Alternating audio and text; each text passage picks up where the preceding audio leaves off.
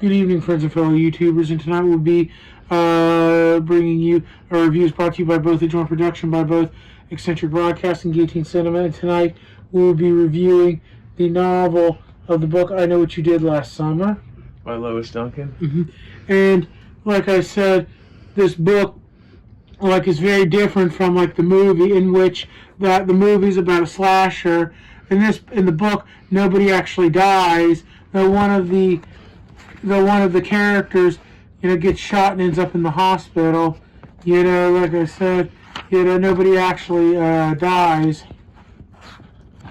But it is still a very interesting story and focuses more on I guess you'd say character study about people living with a horrible secret. And it is an interesting story, very interesting. It's worth a read at least once. Yeah. And with that... sorry. Go ahead. I just wanted to add, as fans of the movies, it was really cool to see how the book was different.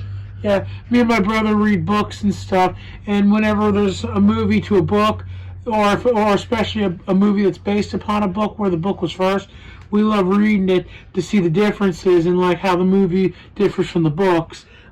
Sometimes we think that the books are actually better than the movies. Other times we think the movies are better than the books. And sometimes we think that both the movie and the books are great in their own ways. There's no better or worse. But either way, it's just down to opinion. And also, if anyone's thinking about picking up the book, I would recommend trying to find an older copy like this one, because this is how it was originally published, if I'm not mistaken. But the newer copies change things around for modern stuff like cell phones and stuff. Yeah, like in the original book, it's like it wasn't wrote in today's audience. It's things were they don't have smartphones and stuff like that. Where I guess they re-released the book, so they did update it. Yeah. And to be honest, I got this version, but I actually am going to pick up the new version just to see how it differs. Yeah. But it's still a great book. And with that being said, I believe that will end our review of the book I Know What You Did Last Summer by Lois Duncan.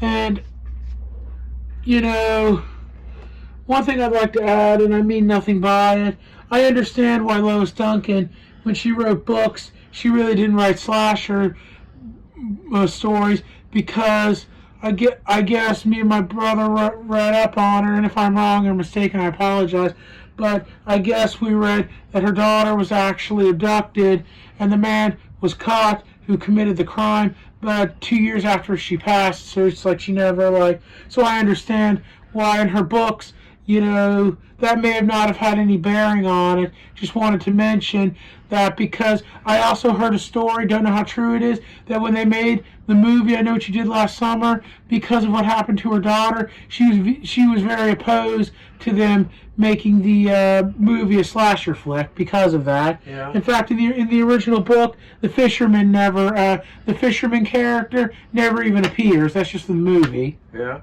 Like I said. But with that being said, sorry. I just wanted to add that little tidbit in, so I could explain why in the movie the fisherman character is like the slasher villain, like Michael Myers or Jason, but in here, the fisherman never appears. Yeah. The fisherman, like my brother was saying, was just like a slasher character they added in to be like other slasher characters and stuff. Exactly. In fact, Lois Duncan, from what I understand, was full on against them making it a slasher movie. I honestly don't know if it would have been better or worse if it had stuck to the original book, but I know at least in book form, even without the fisherman aspect, it's still an amazing story and deserves at least one read. Yeah. With that being said, that will end our review of the book I Know What You Did Last Summer by Lois Duncan. And if you like this video, if it's helped you any, please don't hesitate to leave a like, subscribe, or comment, share our content, and we'll get back to you as soon as possible. And if we did well, please don't hesitate to ring that bell, smash that like button, and subscribe. And until we meet again, please take care of yourselves as well as the people around you who matter the most, especially not more so in the days and the times we're living in, with everything going on in the world these days, and not more so than recently. And until next time, thank you, good night, and goodbye for now. Bye-bye. Bye.